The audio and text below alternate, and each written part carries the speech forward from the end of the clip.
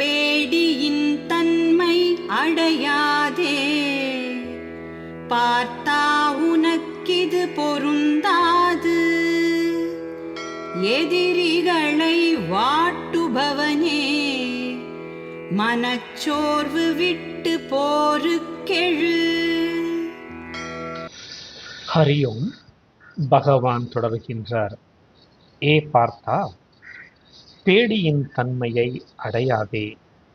இது உனக்கு பொருத்தமானது அன்று. ஆம், விறகு கட்டை எங்கேனும் நெருப்பை விழுங்கியது உண்டா? அர்ஜுனன் நெருப்பை போன்றவன்.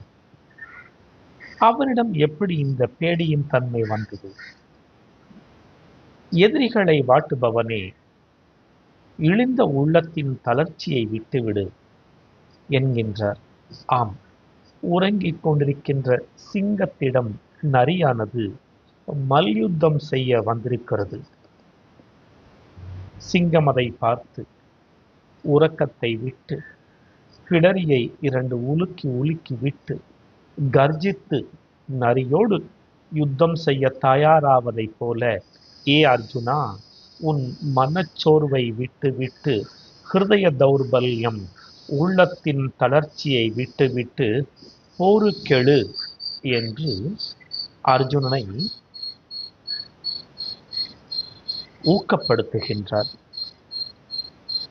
அடுத்து அர்ஜுனன் என்ன சொல்ல போகிறார் என்பதை பார்க்கலாம். ஹரியோம்.